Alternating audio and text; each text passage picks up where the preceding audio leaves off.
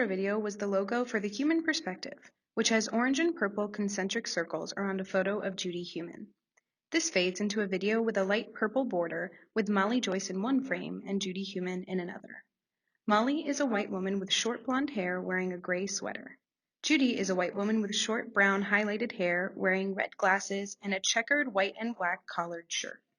Hello, everybody, and welcome back to the Human Perspective.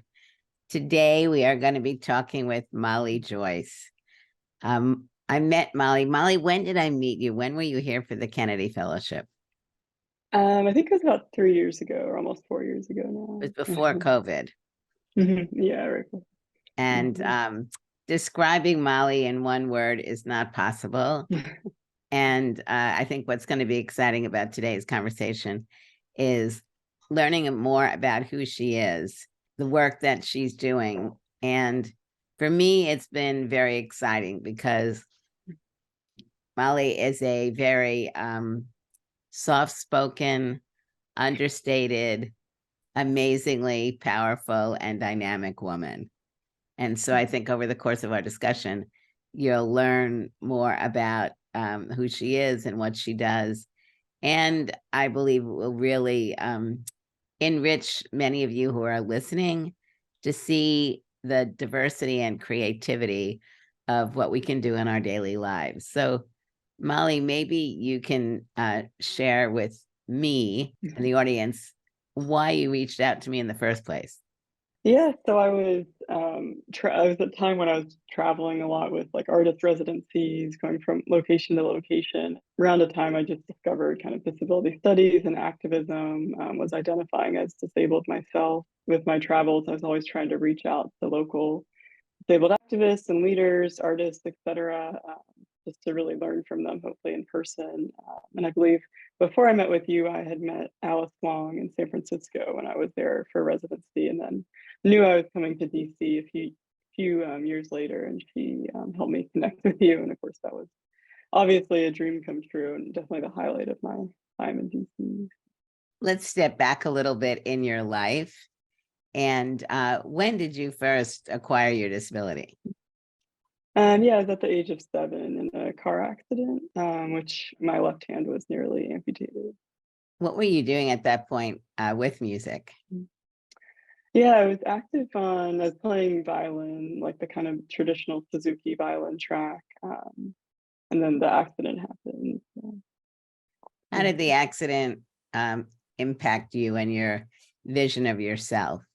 Yeah, it obviously impacted a lot. I think in a way, I think from this, even when I would look back at photos of pre-accident with my two, so-called normal hands, I think it was tough when I was a little girl, I think, to think back to a body or physicality that you'll never kind of have access to again. And I think it made me try to conform to a lot of things that I was never going to conform to, like other instruments. And definitely when I was younger, I tried to hide it a lot. Like I would wear longer sleeves or not really want to recognize it, which of course now has kind of taken a 180 for me in a good way. How did your family react, and friends and family besides your parents? Yeah, it's tough to remember totally. I mean, I think definitely my immediate friends and family tried to be as supportive as possible. It's hard to remember back then in elementary school, I think, how other kids react. I mean, I think I most remember the bullying in a way. Like, I think some kids would say the girl with the dead arm or something. And I think I understand that because it comes from more of an insecurity that the kids recognize it could happen to them as well. But I think that obviously influenced me at the time as well. You said you were about 7, right? Yeah. And did you see music at that age as your future, or were you studying, because a lot of us studied various instruments when we were around that age? Yeah, I think it's definitely the latter option. Or I joke that my mom saw it as a nice like extracurricular on my college resume 20 years down the line. She's always planning out. I don't think and now I tell her it kind of backfired because actually went into music. So, and even today, I think I still question it, try in a kind of healthy way, or not try to force that I have to go into music, if that makes sense. I think on the instruments I picked up, I never felt like I was a prodigy or destined for this life in music. But then, of course, it took more shape once I got into composition.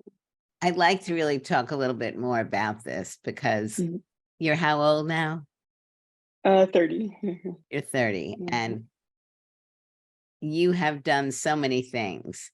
Maybe we could just spend a few minutes talking about the trajectory of how you changed from the violin Mhm. and talk a little bit about the instruments that you're playing now. Mhm.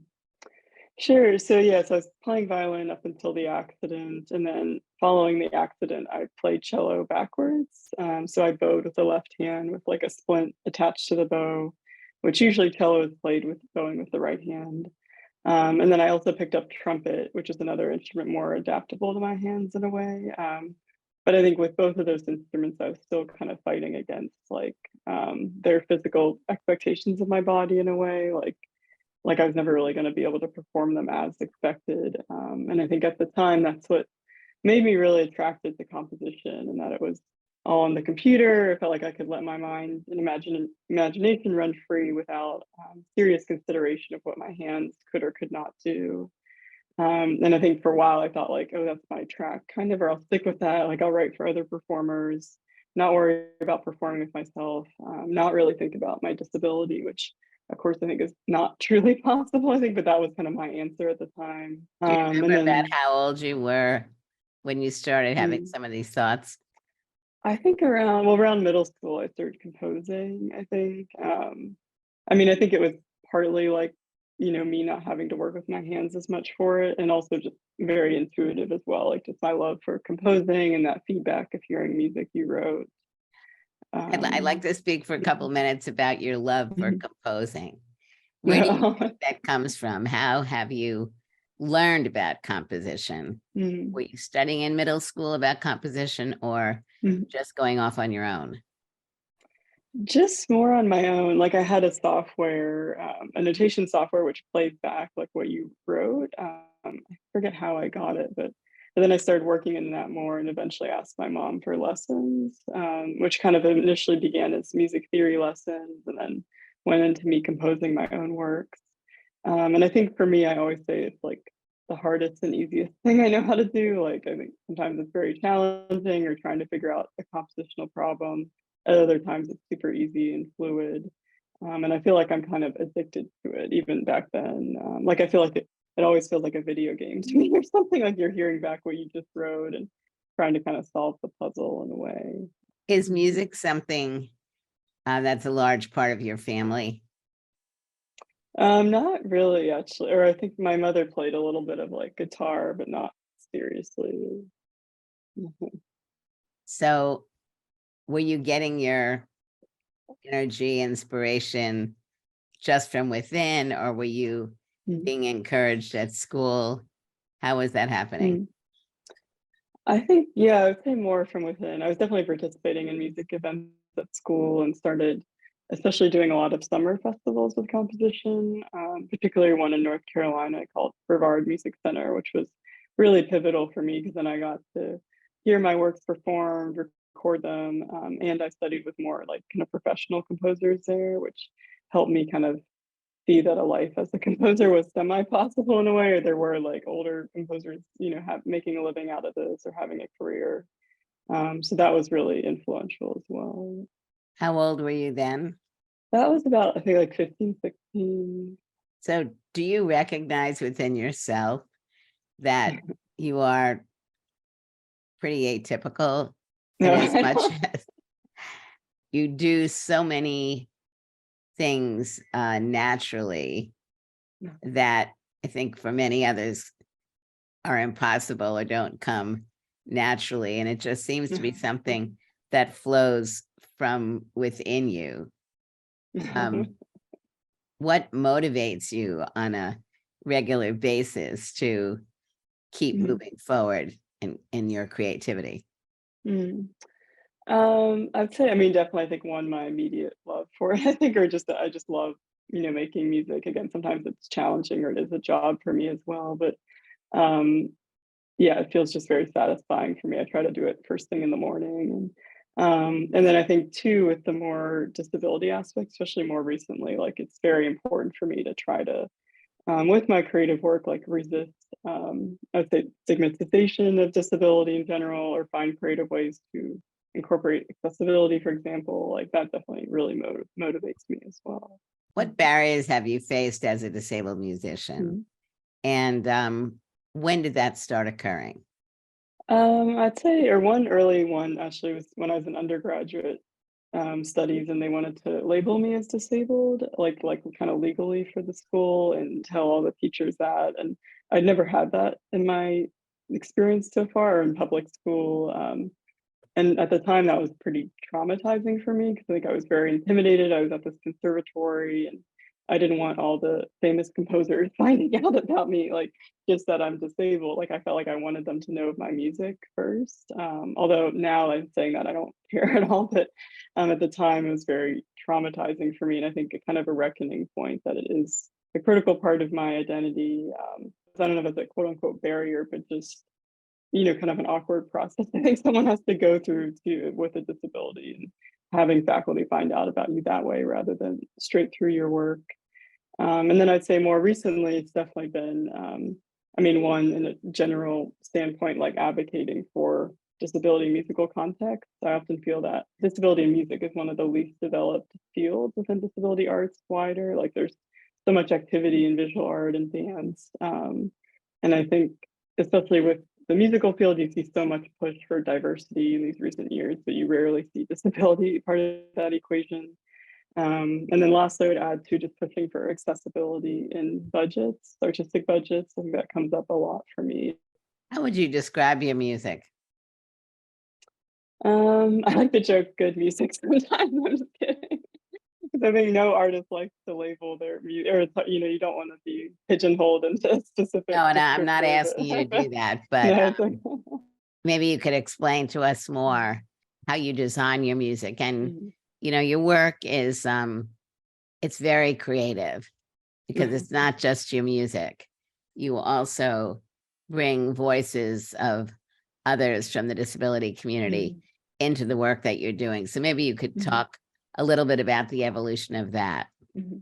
Like I'm classically trained, so a lot of my music is kind of notated in the Western classical tradition, but then has expanded more to, I do a lot of electronics and processing. I sing a lot in my music.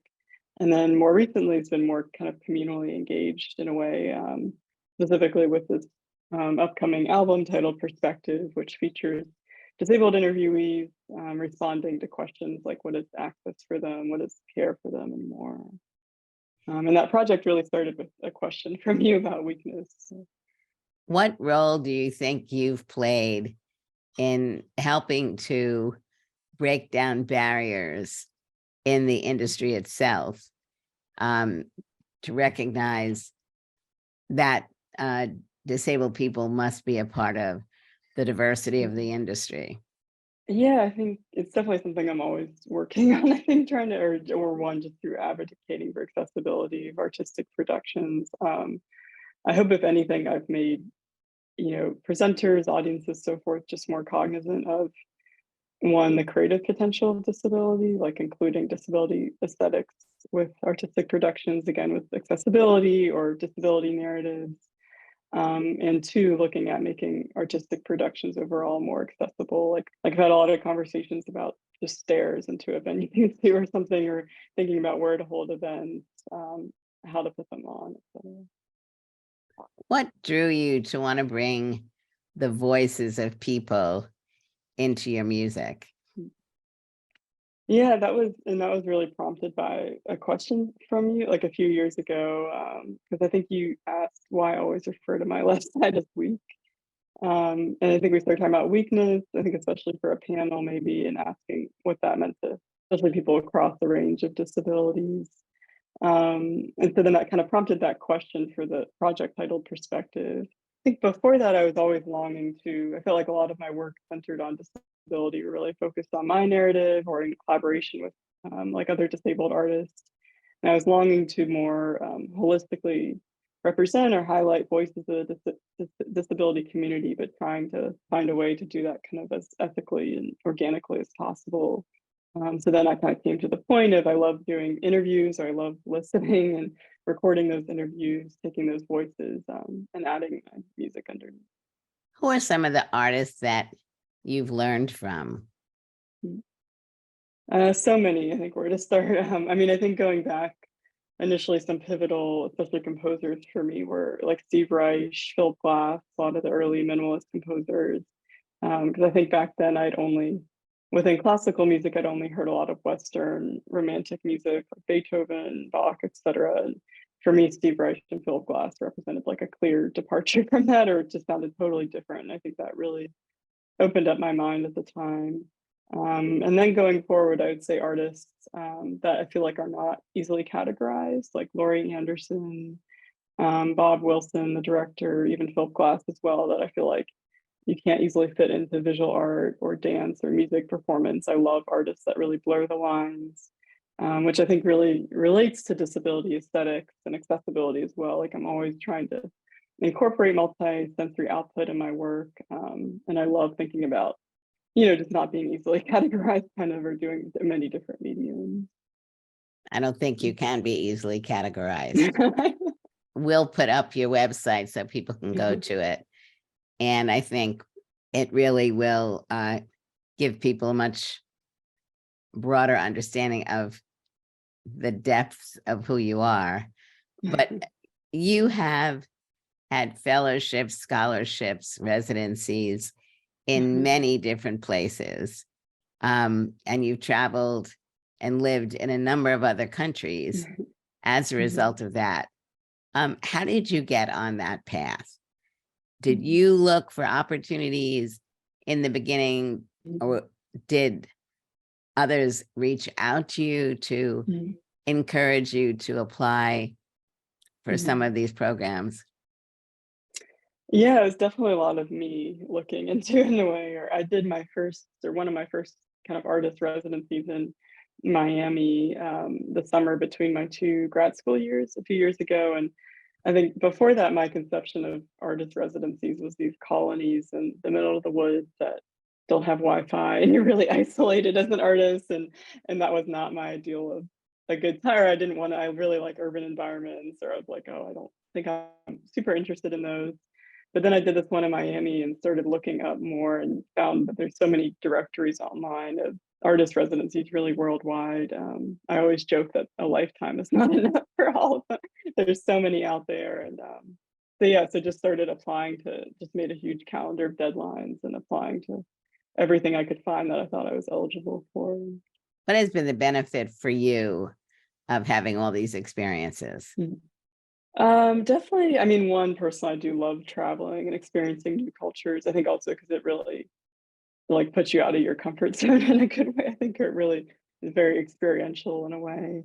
And then two, definitely like meeting with and learning from artists at these residencies. A lot of them I still collaborate with to this day, and having these connections worldwide. It's not like I wanted to do them from a purely career standpoint, but I enjoy that process as well. I always say I feel like residencies are like school, like in that you meet other artists, but without the teachers or something, or without the homework and the Right. school aspect. But So give us a little bit more information about what your experiences as a disabled person have been, both in the United States with residencies and outside. Which countries have you traveled to or done residencies in? Yeah, I'd say in the US, I've done various ones domestically, and I don't have a ton of like mobility impairment or accessibility needs. So I think because there's definitely a lot when I think back to like just a ton of stairs or something that would not be very accessible to a lot of people. And then I've done worldwide, more in Europe, like Austria, Switzerland, Finland, and then China and Singapore, Asia. I think that's it. And more, I think my experience as a disabled person is informed by like when I would try to meet with local disabled people, like artists and activists there, and just discovering the perceptions of disability in that culture. Like in China, I thought it was interesting how when I went to the website for the Federation of Disabled People, I believe it's called, it seemed very much a medical model, or trying to fix disability, get it back to so-called normal. There is one cultural dance group, I forget their name, but didn't seem like a lot of disability arts happening. As opposed to Singapore, there's a lot of more disability rights, and there's a huge disability arts festival that happened when I was there. Yeah, so it's very much interesting to kind of learn from those different models. As you said earlier, you have a disability which people can see right away because they don't think you cover your left hand anymore, right? No, not as much. Only when I'm cold. Only when you're cold, like anybody else. And what were people's reactions? And what are people's reactions, both here and in other countries? And how do you address that? Yeah, I'm trying to think back.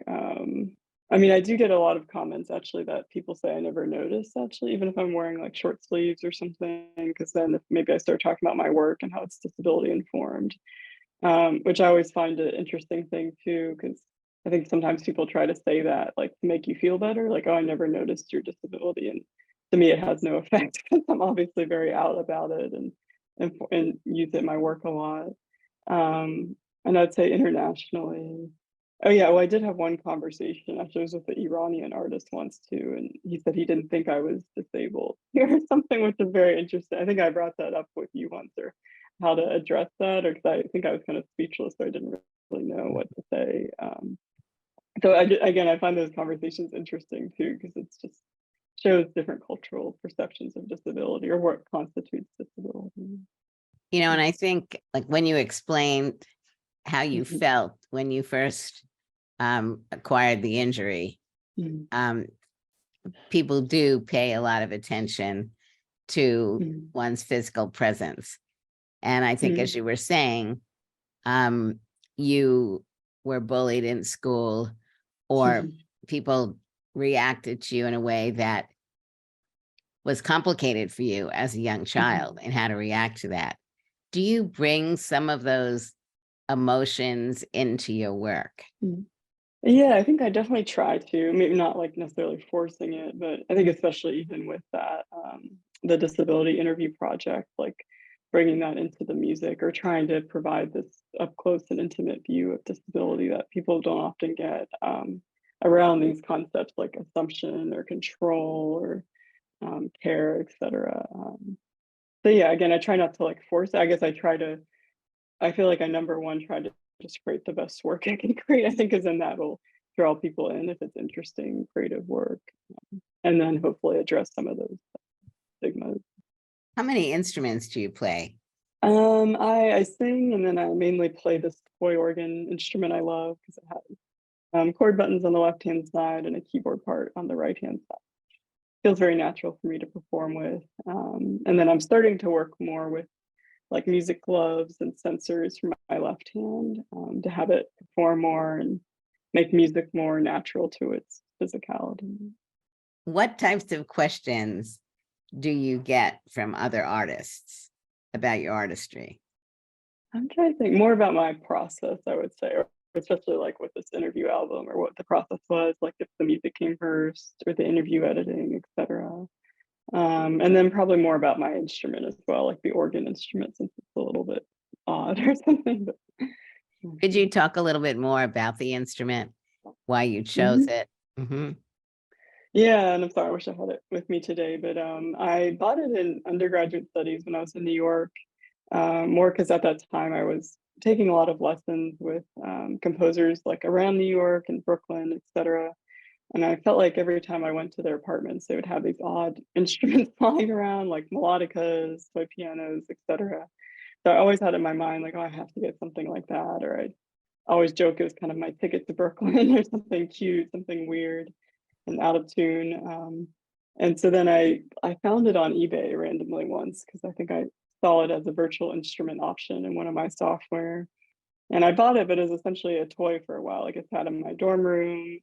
Occasionally I would play with in a band context, like with other players or for dancers. But I never really thought it's kind of small and limited in range. I thought it was too limited to do it significant solo practice on. But I think that really changed once I got to graduate school and I started adding electronics to it, and then also realizing with those chord buttons on the left hand side that it was kind of made for my body in a way, or with my left hand. And that just encouraged me more and more to perform with it. Why is it so important for you to infuse activism into your music? And what lessons do you feel that gives your audience? I mean, it's interesting for me because I think now in my practice, like disability is the most important part, definitely, or I'd rather raise disability awareness rather than contemporary classical music awareness or something. And I think a lot of that was encouraged by conversations with you. Like, I think even one of our early conversations, you said, I don't see disability in your bio or something. And for me, that really lit like a light that I should even just start using the term more or being more public about it. And I think I hope from that, again, I can just resist some of the common stigmatization towards it. And just, again, hopefully get greater accessibility towards artistic events overall. Because to me, it's very, very frustrating the more and more events I see that aren't accessible and thinking about the audiences that can't access it. Are you finding that there are other disabled people who are musicians who are reaching out to you to get technical guidance? Maybe not super technical, or I think because my instrument's very unique in a way, but definitely I love conversing with like collegial disabled musicians, just about our experiences, I would say, and learning from that. People, especially, musicians from RAMP, the organization. Why do you think RAMPT is an important organization? I think disability in the music world is very like underrepresented, I would say, or under-recognized. And so I think RAMP is so important just to one, like bring more awareness, but also to like opportunities specifically for disabled musicians, which I think hasn't been as existent before. For the audience, we'll put information about RAMPT, but it's a relatively new group that was started by Lachi and Galen Lee for the same reasons that Molly has been discussing, the need to bring the voices of disabled people in the field of music together to be able to really advance both accessibility, but also the breadth of the community of disabled people in this field. And I think also to really be encouraging others who might be 7 or 8 years old as you were, and either have a disability or acquire a disability and feel restrained about whether or not they can move forward in the industry.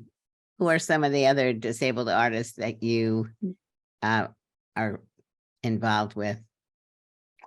Yeah, I would say most prominently is the disabled dancer Jerron Herman. We're fortunate, we've done 3 or 4 works together now, and it's very much an ongoing partnership, which I feel very fortunate for. We both have like impaired left sides, so it's kind of a shared terrain we explore a lot in our work. And with that, we involve other disabled artists as well, like deaf people for sign language. We include a lot of audio description and usually hire consultants for that too, for feedback on those facets. So that's been really exciting for me. Now, on October 28th, your second album was released. Is that right? Yes. When did your first album come out? That was June 2020.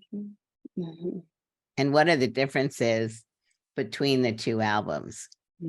The first one was just very much more of a songwriting album in a way, or involved my voice, my organ, electronic processing, lyrics I wrote, a lot about acquiring a disability. And then the second one still involves my organ and voice, but really features prominently the voices of these disabled interviewees, responding to like what is access for them, what is care for them. So that's the most prominent oral element. And then it's accompanied by these kind of open caption videos, which feature text of their responses. How are the albums being publicized? They're both on New Amsterdam Records, which is a record label I've long admired and feel very fortunate to be involved with. And then especially the second one, I've been doing a lot of related talks. It might be in an installation in December. It's always kind of an ongoing project with new iterations being created. What do you see in your future? Anything and everything. I'm just kidding. It's hard. I guess one, I am in a PhD program, or as you know, at the University of Virginia, so it's definitely my most immediate future, or trying to finish that or learn as much as possible from that. I think my dream would be more of an interdisciplinary, like professorship position, teaching music and disability studies. Kind of a dream as well, but I'm trying to be as open as possible. And I think otherwise, just to keep continuing doing what I'm doing. So I love my different outlets of my practice through composition, performance, collaboration, and more. So I've been very happy to meet with you and your boyfriend, Ben, a number of times. How long have you two been dating? A little over 1 year now. Yeah, you're a very lovely couple. No. How does he help you and you him with your work? Well, I think one on a more technical level, or he's a engineer, electrical engineer, so he helps me a lot with technology aspects or thinking through certain programming things. He also helps me just think through conceptual ideas, like with the album release, or what might be the best kind of plan of action, especially because he has that more engineering mind. So he jokes that he's always the problem solver trying to get to the answer, where I'm definitely someone that could just talk about it theoretically forever or something without actually, coming to a solution. So I like to ask people to share something with the audience that they don't know about you. Okay. I'm trying to think. I guess I used to do a lot of horseback riding. I don't know if that's interesting. And why did you stop? I took a lesson actually a couple of months ago here in Virginia, but it's been hard to, it's kind of an expensive habit, or it's been hard to find the time and just, where it's not top of mind. But I used to have a horse or I would rent a horse in high school from the summer camp because they would give them away for free during the school year. And my first pony was Chubby. What do you like about horseback riding? I remember I didn't like being in the ring as much. I more liked going on the trails, especially on my own, and more endurance riding. And I think I like the whole process of it, like from the grooming to putting the saddle on to getting off and cleaning them after. I think I really like that. Hopefully bond you could form with the horse, or having something to take care of. And again, I really like just going on trails as well, just to go, especially farther than you'd probably go on your own. And Pushing the edges. yeah. I think that's a good description for you. Yeah. You push boundaries. So I'd like to thank you so much, Molly, for sharing time. Yeah. I really hope that people listen to your music and find a real depth in the expression. I think you pull so many things together that can be so important in looking at a new way that music can play a very influential role in our lives. So thank you. Yeah, thank you. Thanks for having me. History won't forget us or try to minimize our pain.